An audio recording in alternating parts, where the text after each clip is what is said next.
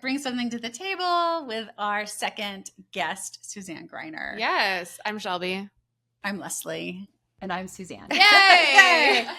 Cheers! Cheers! Yay! Mm-hmm. Well, that's delightful.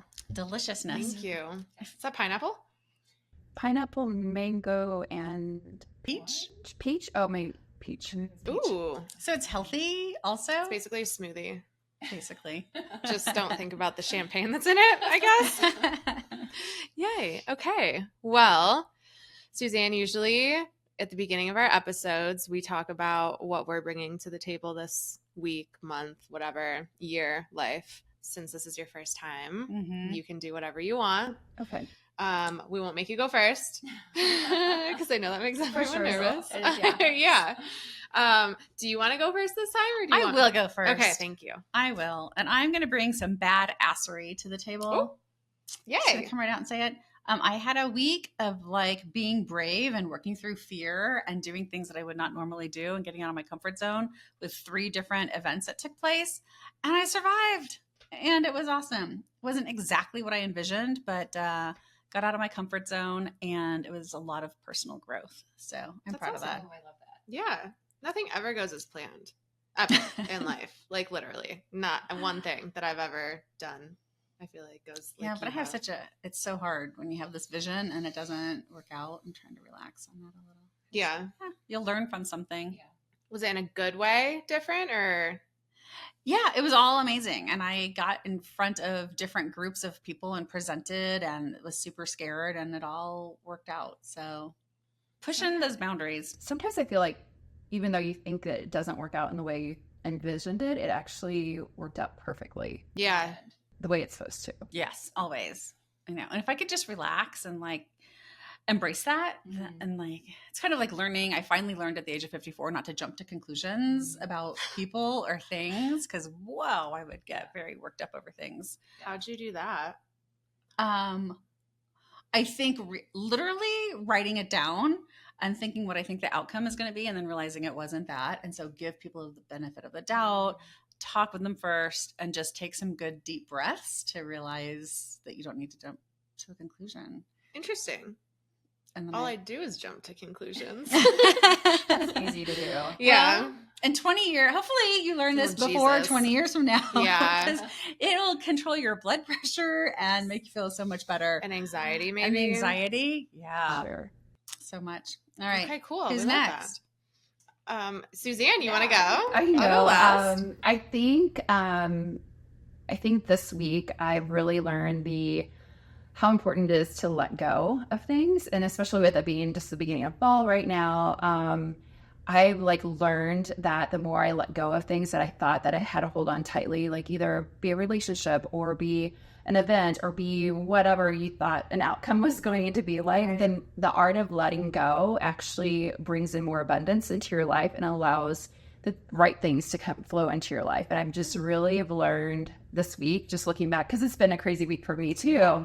And it's just been like, wow, if I wouldn't have let go of, just was in a relationship, but if I didn't let go of that relationship, I wouldn't have had this abundance come into my life just within this past month. And I don't know, I'm just so grateful for that. But yeah, just the art of letting it go just allows more abundance into your life. Yeah. Mm-hmm. And those expectations, gosh, if you can. Mm-hmm. Yeah. Just see what happens. I love that. Absolutely. And I think so many times that we are conditioned into learning, like we have to hold on to things. We have to create these things and more. And then once we realize wait, I don't have to be holding on to this for this idea or this relationship for as long as I have been, when it, maybe it just had a season, you just have to let it go and move forward. And it's just been fun. So I love that. The one thing that always gives me hope is that what's meant to happen in your life is going to happen. Absolutely. No matter what. You can't mess it up. Right. Maybe it'll be paused or take a little bit longer, but what's for you is always going to come into your life. Mm-hmm. So absolutely. But it's also hard because then you relinquish control a little bit, which I don't. It's hard. Yeah, I can't do that very well, but that's awesome. Yeah. Those are all good things. Oh, I know. I'll go. Yeah. Mine isn't as deep as y'all's, but I'm bringing my shiny little jewelry to the table.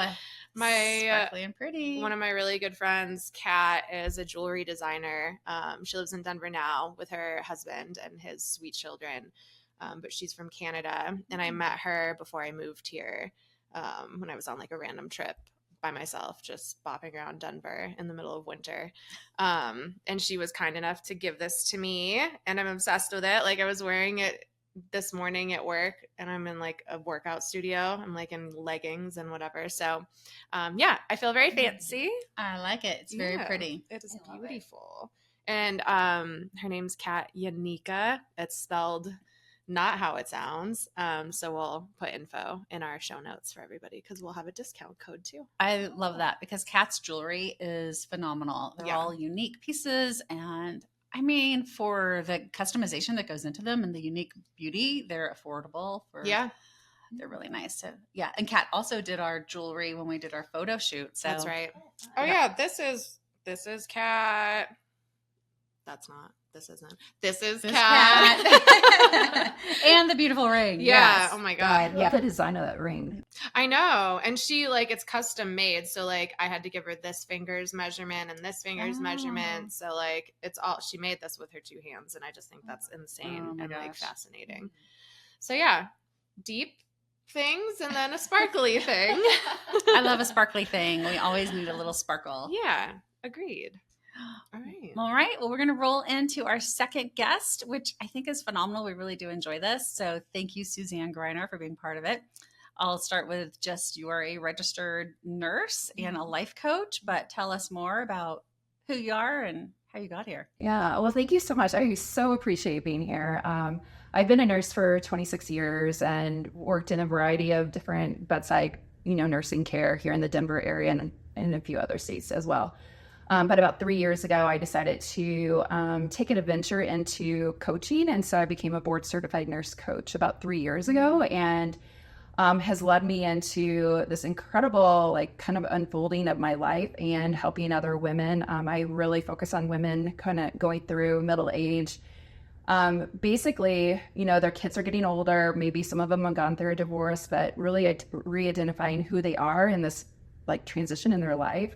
So really focused on them for a while. And then about a year ago, a little over a year ago, I started developing some symptoms of perimenopause. And it took me a while to figure out what it was, what was going on with myself. And just my journey, it just has unfolded into this path of really helping women in perimenopause and menopause years. Because it's definitely, it's the hot topic right now, I feel like. But a lot of women don't feel like their voices are being heard. And then that was how I kind of started this. It was just my voice wasn't being heard by my primary care provider. And so I didn't want another woman to feel the way I did. So I started coaching women. So I love that because there's so many different providers who don't listen to us. And it's really starting younger. Perimenopause is starting younger. You just think of it as like, oh, it's 55 and older, but that's not the case.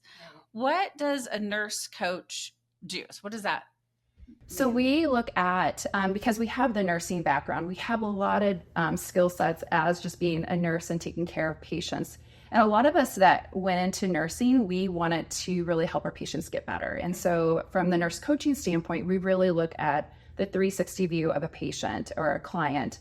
And we're not just looking at their disease or like their diagnosis, we're looking at their full body, mind, and spirit. And we're looking at holistic practices that can really help them and really, for their well-being, their true well-being of their whole entire life. So just helping them. I feel like there's sometimes, I was just meeting with some nurse coaches this morning, and we were talking about how coaching can be different because it's, you have some transactional to coaching, but the nurse coaching brings that transformational coaching to patients and clients. Right. So, as they're going through this transformation and change, and then they are changing and just come out of it so much better. It's so nice to have somebody by your side as you're going through this. How can someone find you? So nurse coaching is newer, and there was a misconception for me when I first heard about nurse coaching. It was a lot of it like, oh, I don't want to coach nurses. Like I want to coach clients. And so a lot of people think that we just coach nurses. A lot of it is newer for in the world of like what nurses can do.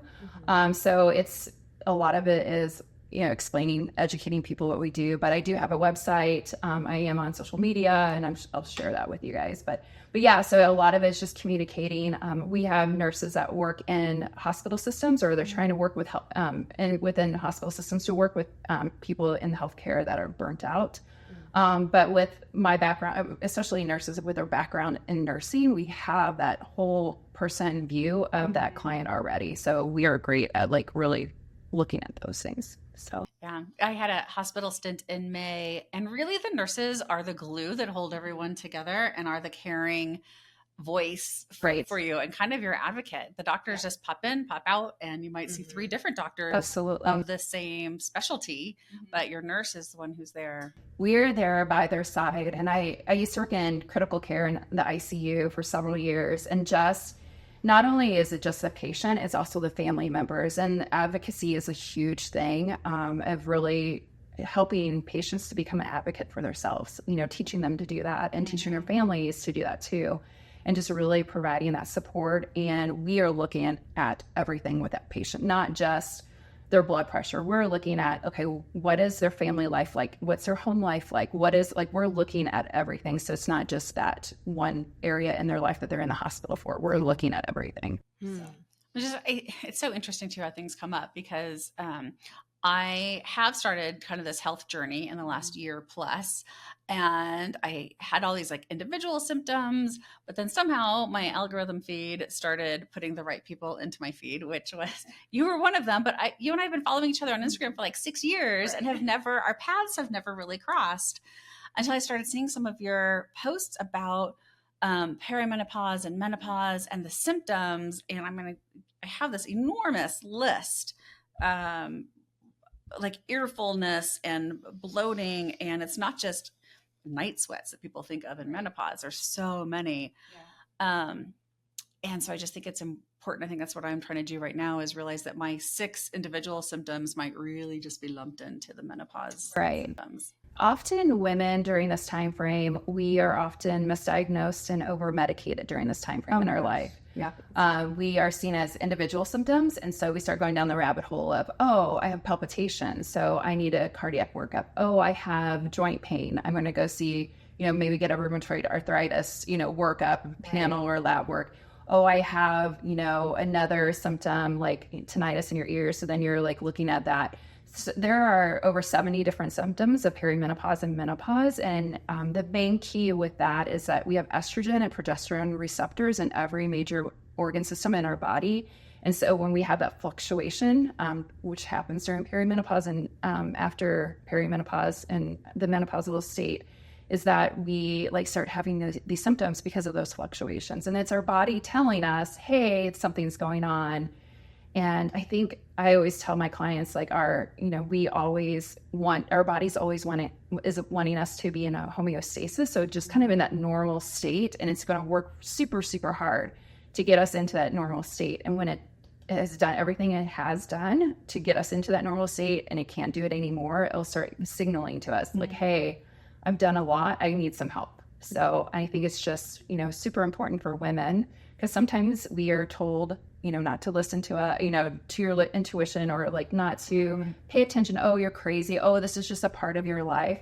But this is the most important time that we have to really listen to our intuition and really understand and pay attention to our bodies, because we know our bodies the best.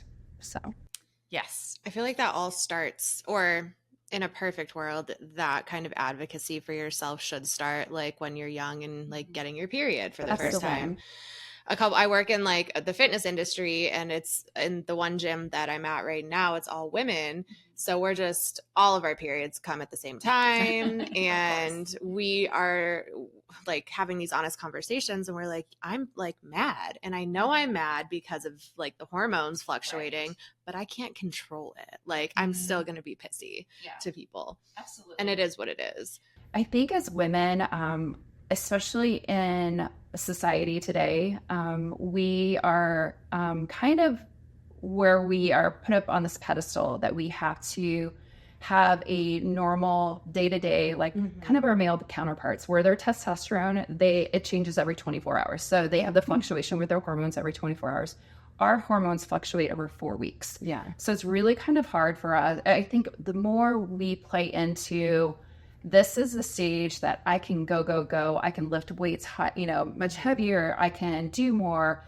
This is the time period right after your menstrual cycle started. You have that, kind of surge of energy where right before that week before your period, then it's like, I need to chill and relax. Because that's like, your progesterone's a little bit lower at that time frame, or actually it's a little bit higher during that time frame, but it's telling you to slow down a little bit. And it's telling you like rest and recover during this time frame.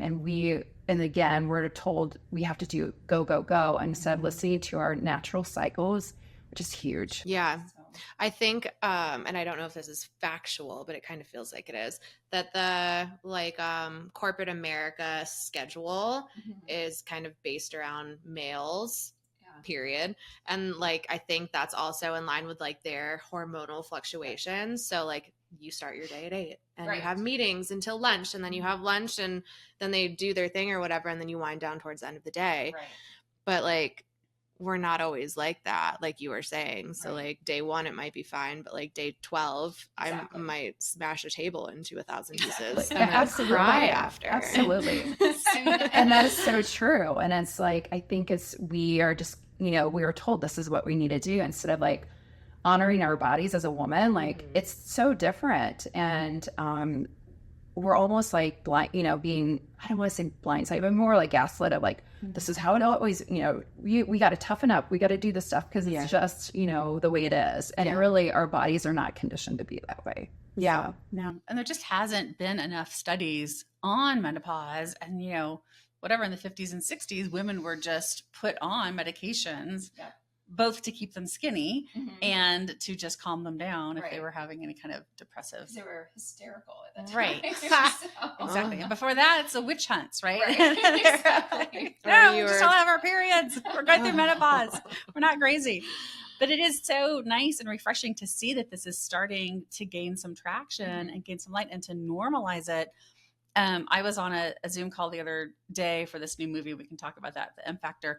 And there was a woman on there who is in corporate America, and she's the HR director.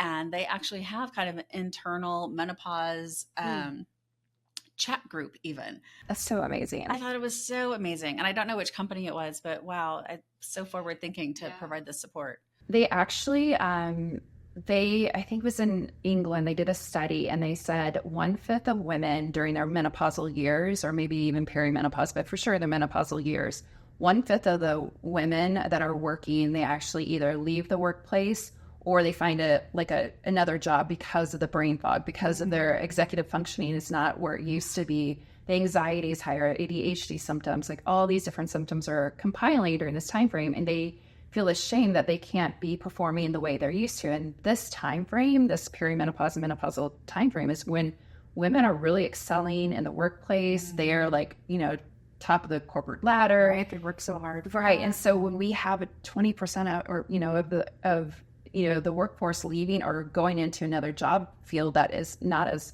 high ranking as it was before, we are losing out on some really key people that can be making some major differences in the workplace. Yeah. So, well, there's so much stigma around women anyway with, oh, she's going to have the job for a year or two, but then she's going to get pregnant. Right. So there's already that stigma, especially when you hire someone that's in their pregnancy years. And there's also, now it's some women don't want to be known that they're going through perimenopause or menopause in the workplace because they don't want that stigma again to be in part of their, their livelihood or their workplace. So it's definitely a lot of things that we have to be aware of and really support women in this workplace. And actually, the Menopause Society just came out. They have an annual meeting. They just came out with a toolkit for women in the workplace for employers to have to really look at. So, well, that's interesting.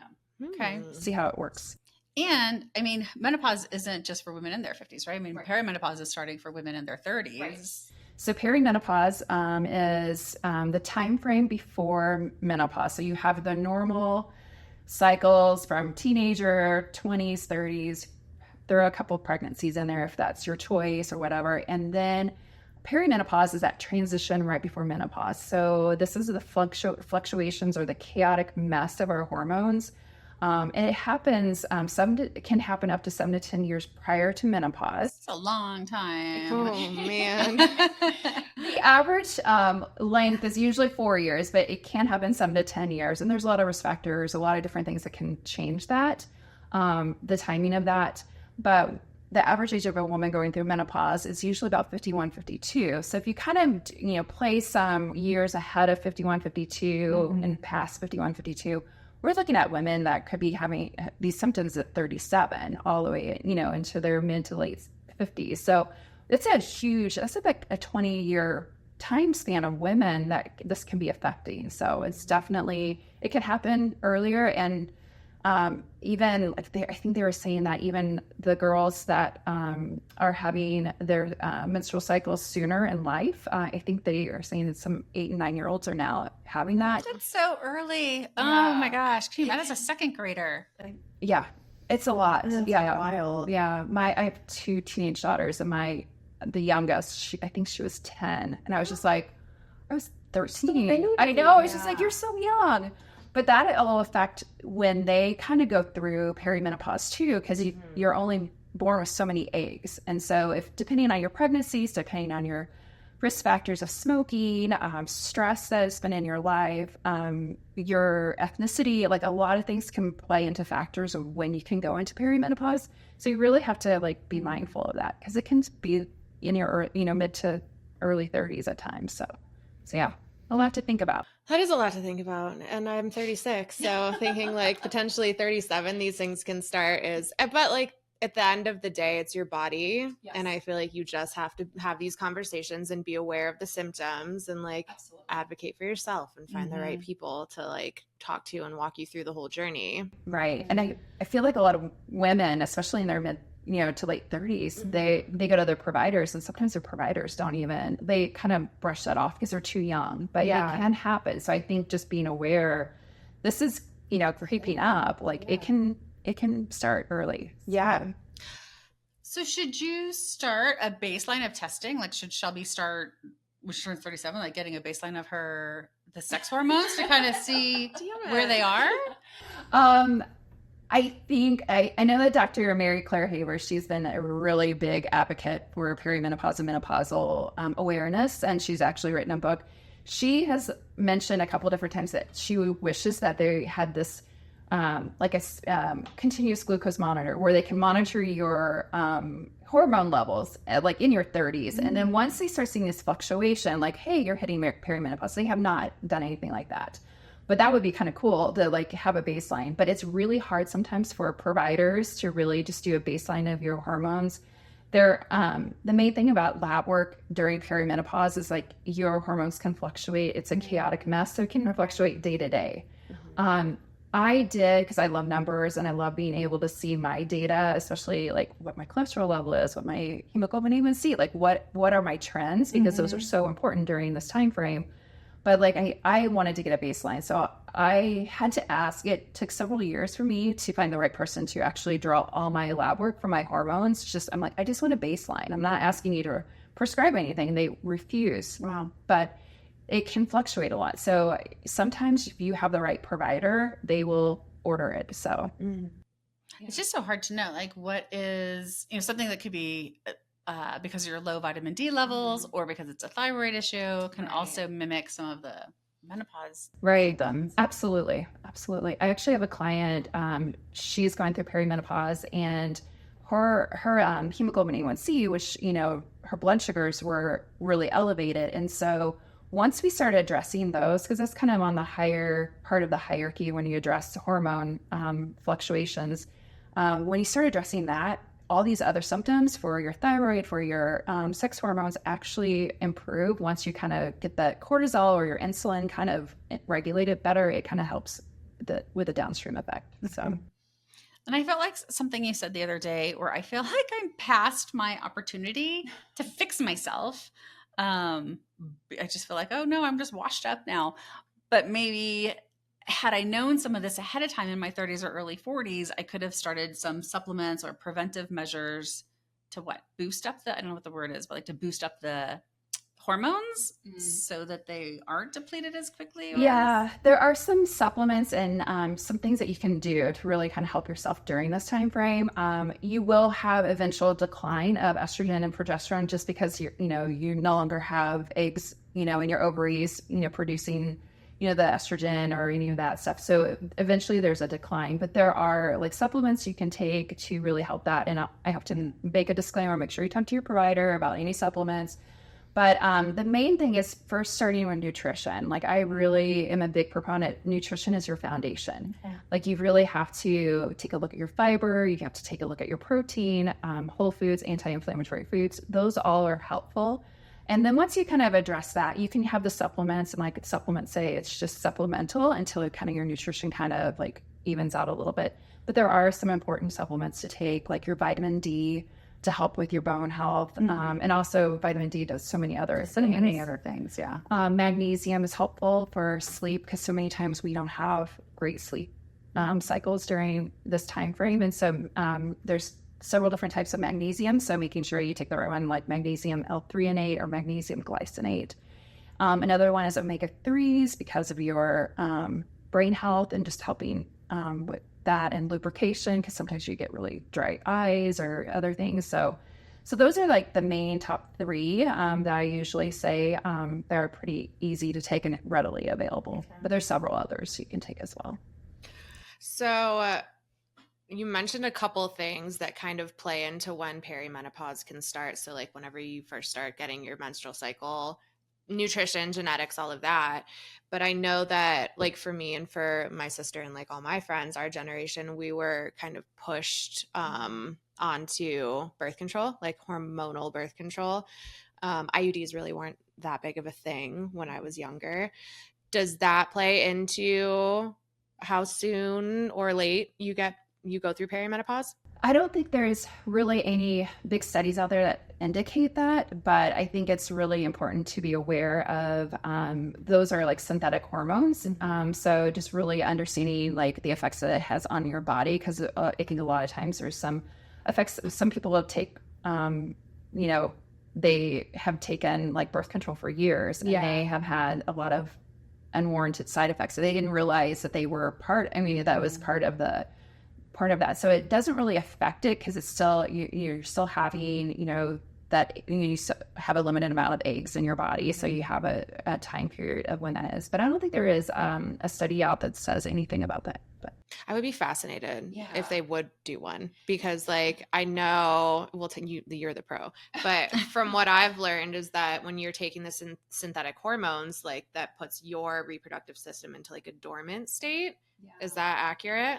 Well, I mean, it kind of, it kind of, I don't want to say it does, but it doesn't, but like, it's kind of one of those things that like, it prevents your pregnancy, but like, you still like, you still have, your eggs that are there and everything. So I don't think it's a dormant state, but I think it's still doing something. Yeah. Yeah. Cause I guess you're still having a period. You're still like bleeding, having all of like the wild ride that is the emotional roller coaster and whatnot. But I was always just so curious about like the long-term impacts of hormonal birth control. And yeah, I think there's more and more studies about the long-term effects of being on hormonal birth control. I think there's more studies. I think they're realizing that it's impacting a lot of like your mood more than it did. Like they think that, at first it was like, oh, it has helped with that. But like, I think they said, I think I read somewhere that it's increased depression in women and a few other things. So I think it's just really important to identify if that's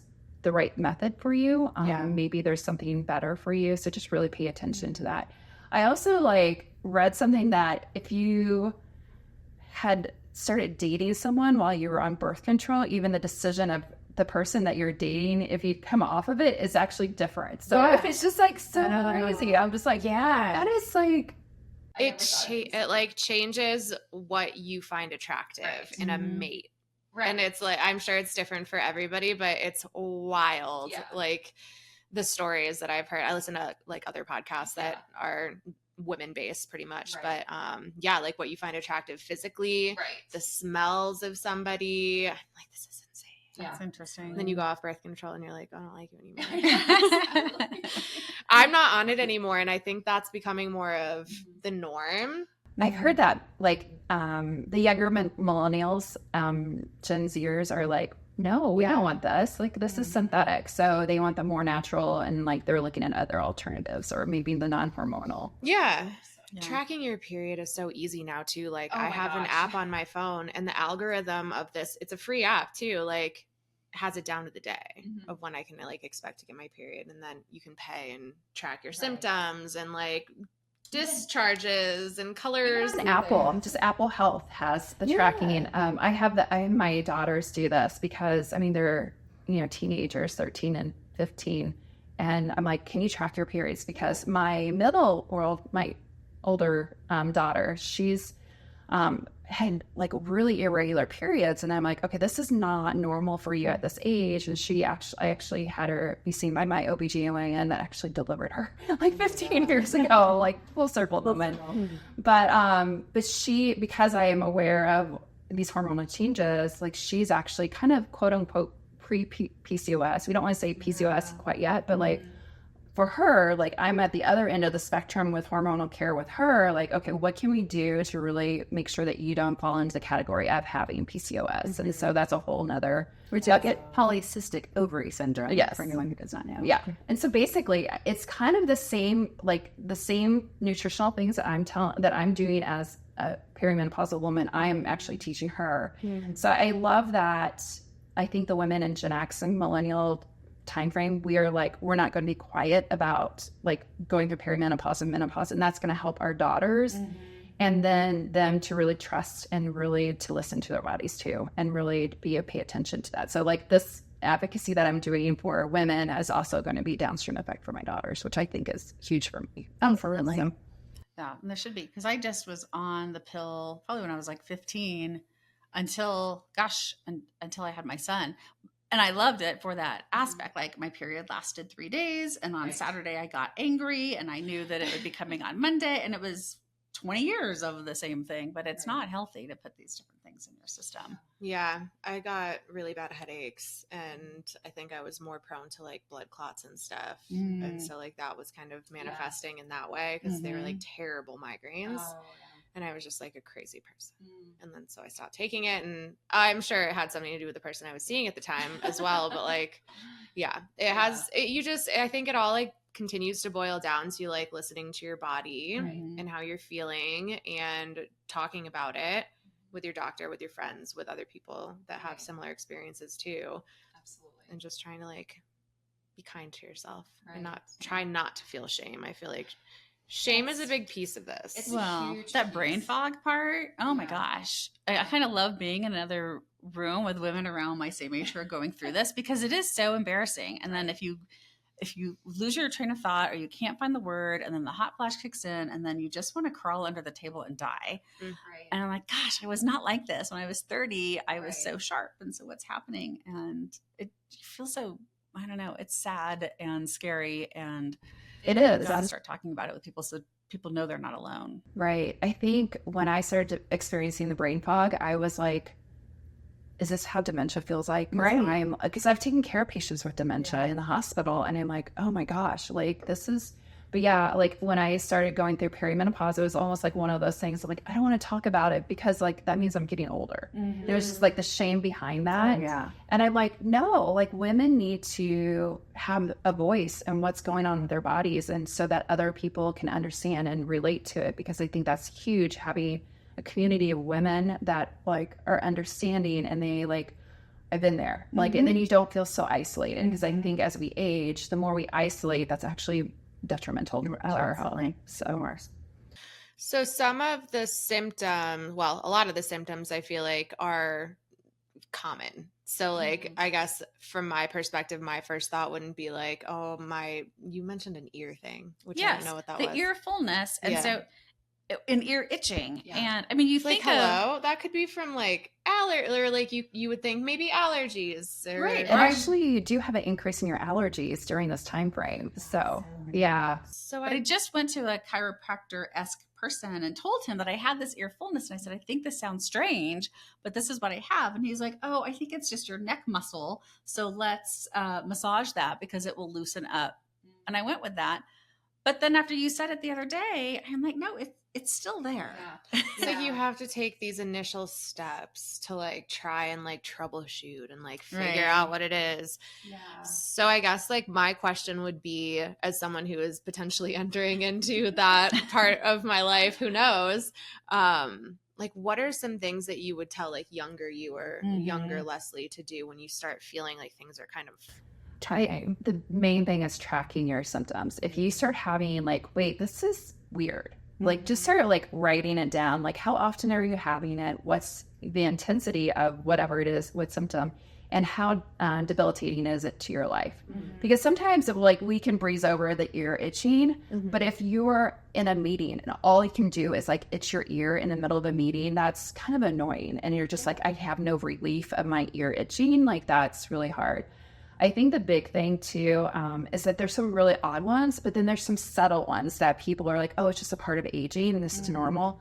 Like weight gain. Like I had gained 20 pounds in 6 months, and it was like, it was fast. And I'm an active person. I hike every weekend. I go walking. I like eat healthy. I'm like, this is not normal for me. And that's when everything was starting to come into place of like, this is not normal for me. Like, and you start realizing like, wait, this is not normal. I'm eating normally. I'm doing this. Something is not adding up. And the other thing was like joint pain. Like I would get out of bed and I'm like, oh my gosh, I feel like an old person. And then you just chalk it up to like getting older. But once you start like writing down these symptoms and you start piecing them together, and then you start to realize, wait, this could be something bigger. And like that collective view of all the symptoms is much better than looking at the individuals. Obviously, you know, you still need to like be checked out for cardiac, you know, look for other things if you're having palpitations or anything like that. Obviously, look at the bigger things first. And if there's still something not adding up, throw it in the bucket of it could be perimenopause. So like on here, the breast tenderness, I was like, well, I can't really have a child because I've had a hysterectomy. So yeah.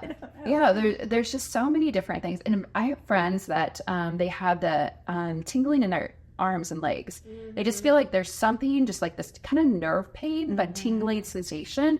And they're like, it drove us nuts. And like, why is it doing that? But yeah, your estrogen and progesterone levels just love to do some fun things. What's the third one? Estrogen, progesterone, testosterone. I could not think of it. And men have all three? Yeah, so men and women have all three sex hormones. Obviously, we have it at different levels. Men have more testosterone, but we actually we have testosterone, and so estrogen and progesterone are FDA approved for women to have for hormone replacement therapy. And then testosterone is not FDA approved yet for women. So you kind of have to go around. It's 2024, and testosterone is not FDA approved, even though it's one of those critical hormones that we need for balance. Do you know why? Why the other two are and this one's not? Historically, I believe testosterone was never viewed as a woman's hormone. Oh my God. So, but I'm thinking that it sounds like there's more and more, or maybe women don't need replacement because there's always, over time, you do have a decline in testosterone. Like it's just like it peaks in your, teenage years and then it, declines over time. It should be normal. Like that's just a normal thing. Women don't need to have that replaced. Well, really we do. Like it affects our brain health. It affects our bone health, our muscle health. Libido, it helps with that. There's a lot of things that they're finding with testosterone. It's actually really helpful for women. So hopefully we will see that change. Crossing my fingers. They just needed to do more and more studies on that to prove that it is effective for women. So I wonder, this is kind of like a curveball, and I don't expect anyone to know the answer to this, but if testosterone's not FDA approved, what about someone who's going through like a gender transition, like from female to male? Yeah. So they actually, yes, because they're transitioning, that is, I don't know how their insurance approves it, but like it is a part of their transition. That is really interesting because I do know somebody who is transitioning, and yes, that person does get testosterone. Yeah, like you have to. I would think to. And there is I think there is an approval for testosterone for women if you have like low libido. Like there's a clinical diagnosis for that. And so you can get that for that. But a lot of times, like a lot of providers don't offer that. But just know there are providers that do have that written script for those women. So How do you prove low libido? what's that? How do you prove like you're having like a low libido situation? Several different ways. I think there's 5 different ways, and I probably can't remember all of them. A lot of it starts in your brain, like your mood. Like, are you in the mood for it?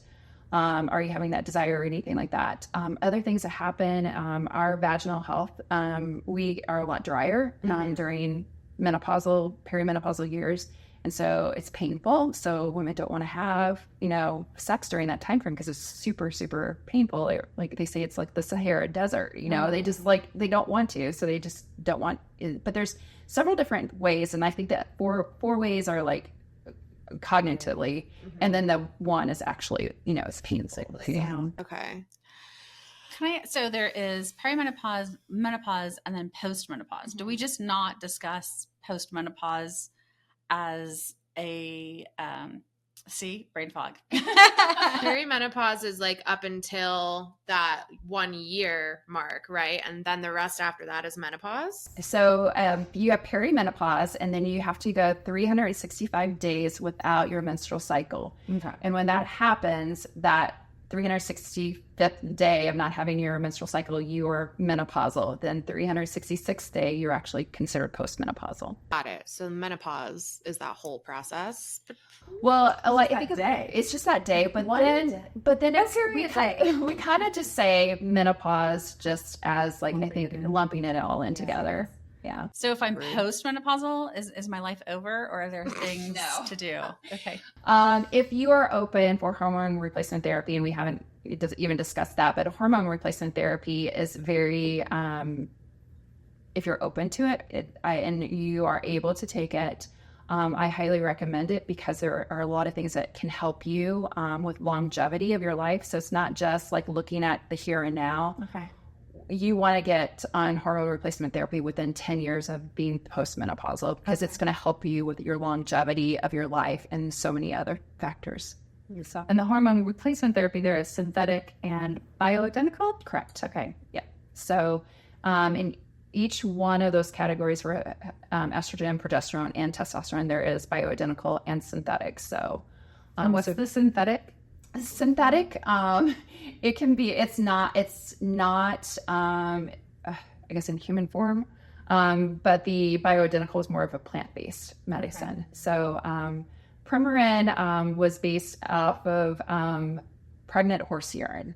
So we take estrogen, or take the Premarin, it's actually, you're taking horse urine. Cool. So that's what we need. So someone starts neighing or something. Oh, no. God. To kind of I know we can't really wrap all of this up because it does sound like we have so much more to discuss too, but we've already kind of talked about the things that people can start doing if they start feeling a little off, tracking symptoms.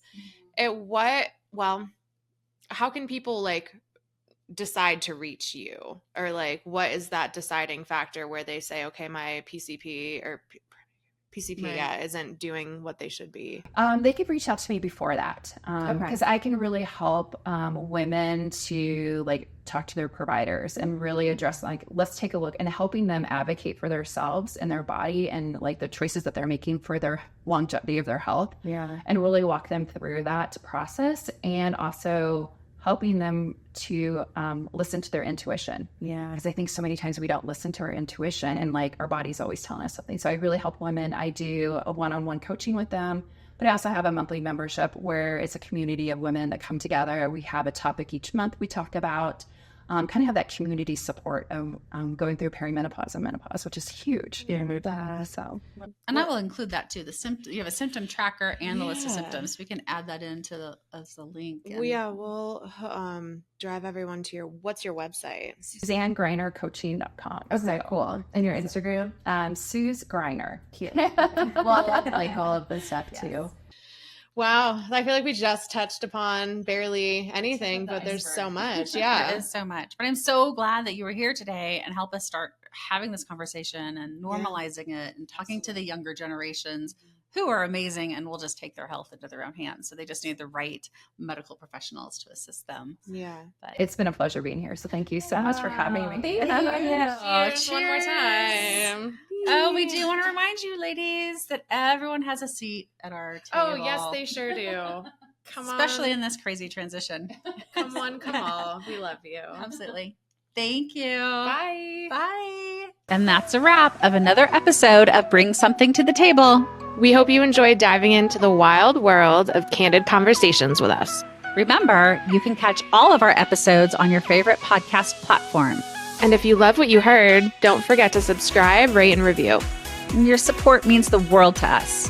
So until next time, keep embracing the messiness of life, keep seeking those shared experiences, and always remember, You deserve a seat at our table. bye. Bye.